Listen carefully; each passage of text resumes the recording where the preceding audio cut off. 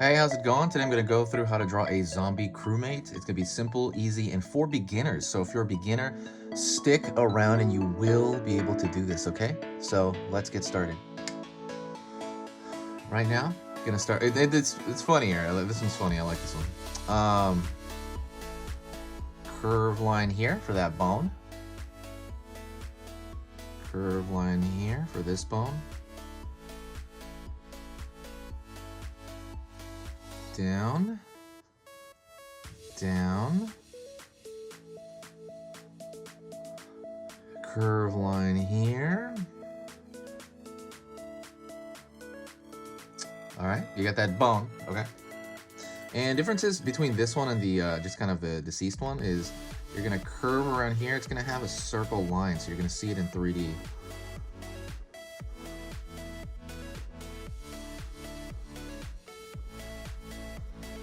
Alrighty.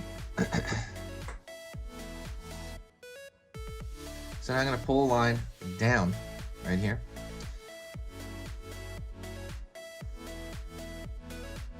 And I'm gonna pull a line down here, okay? So we're gonna pull a line down all the way down to the feet.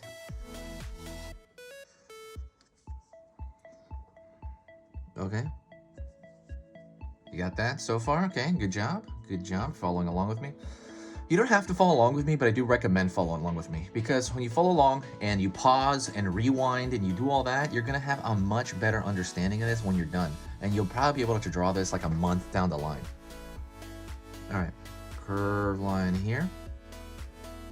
Pulling up for the leg. Pulling in for the lower part of the body. And then here's what really differentiates it too. You're gonna pull a curve line like it's walking, right? Like the feet are walking. That's what makes a zombie crewmate, right? He got up, he was deceased before, and now he's awake and he's walking around, okay? Biggest difference between just like a deceased one and a zombie one. And then I'm gonna go over here, I'm gonna draw a curve line over here because the backpack is still barely gonna be on there, okay? Also, don't forget, if you like this kind of stuff, don't forget to subscribe. Subscribing helps me organize people and keep track of everybody, and everybody's really cool. And yeah, it's pretty good. It helps the channel out in general, helps the algorithm out. Thank you so much. You know, it's March Madness,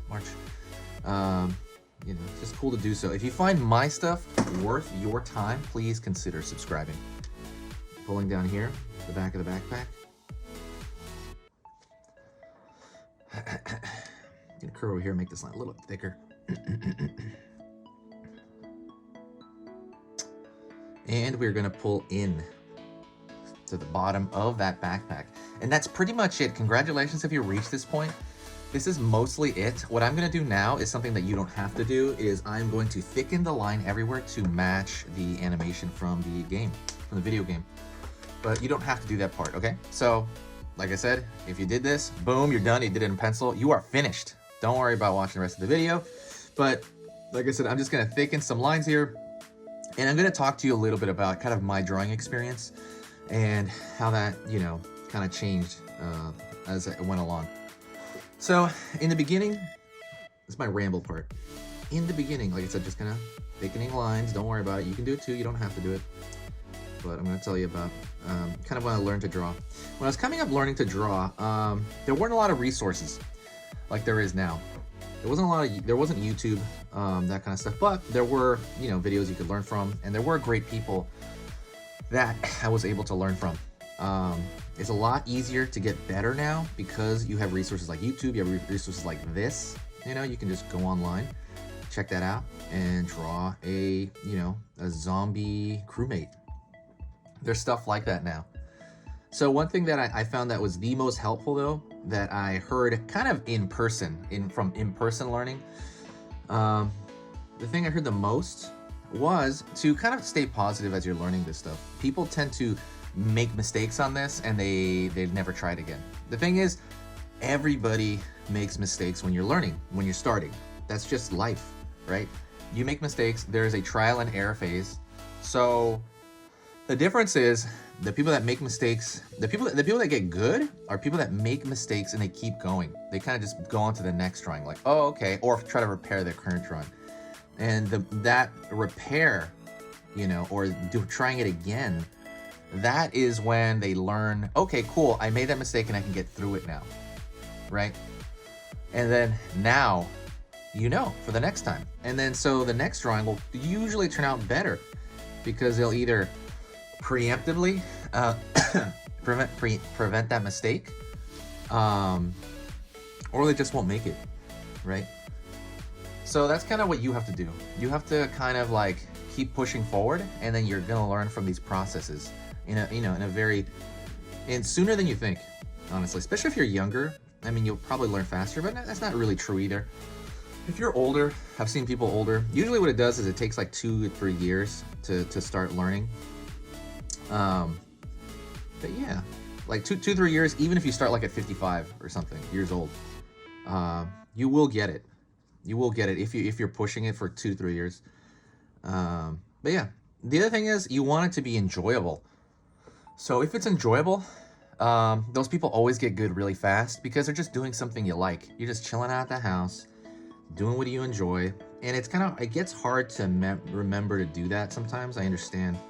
When frustration kicks in, you're kind of like, man, wow, I'm not able to do this, and so it starts to not be as enjoyable. What you want to do is you want to catch yourself mentally and be like, oh wait, I'm just drawing here and I'm learning and I'm drawing something new. This is fun, and you have to kind of constantly remind yourself of that. Some people, at least, and not always, but some people kind of need that.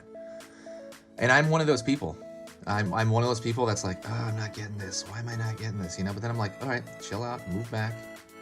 This is a fun process. And it's something that I constantly have to remind myself with paintings, with, when I'm trying to push my limit. When I already hit my limit, I'm like trying to push beyond it. And I'm like, how do I do that? It's not like lifting weights, kind of. You have to kind of sit back and think a little bit. Be like, okay, let me think back. Think of my moves, what move I'm going to do next, right? And then do it. So, yeah, I hope that advice is good. If you like that advice stuff, let me know in the comments. I'll do more of it. I'll talk more about, my experience coming up drawing. Or maybe every video I'll throw some little advice thing out for you. So just let me know. Like maybe I'll do it after the actual drawing so that I won't kind of get in the way. That's it. Thank you so much. Sharing is caring, like I said. If you like this video, if it's worth your time, it might be worth somebody else's, please share it somewhere. Share it on Facebook, on Twitter, on Tumblr, Reddit, anywhere. Whenever you share it, it kind of brings a lot of cool people to the channel. It brings up the positive vibes, and I love that. That is pretty much it. If you want more drawings, request them, and I will do them. That is it. This has been Easy Pictures to Draw, and I will see you next time, okay? Later.